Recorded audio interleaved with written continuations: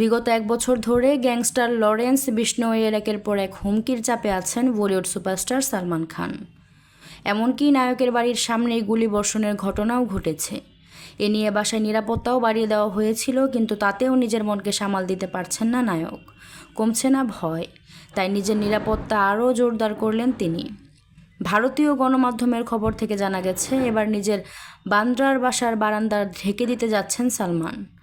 সাধারণত খোলা বারান্দায় দাঁড়িয়ে ভক্তদের দিকে হাত নাড়িয়ে অভিবাদন জানাতেন সালমান।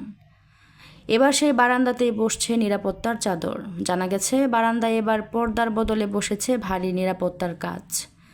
এর আগে তার বাসার জানালাগুলোতে বুলেট প্রুফ কাচ লাগানো হয়েছিল, এবার বারান্দাতেও যুক্ত হলো সেই স্তর।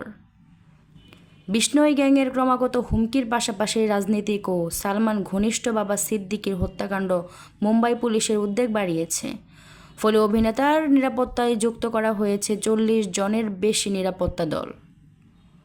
গত বছরই সালমান কিনেছেন একটি বুলেট প্রুফ গাড়িও। তবে হুমকি থেকে ভয় পেয়েই কি এই সিদ্ধান্ত, নাকি শুধুই নিরাপত্তাজনিত সতর্কতা, তা নিয়ে থাকছে প্রশ্ন।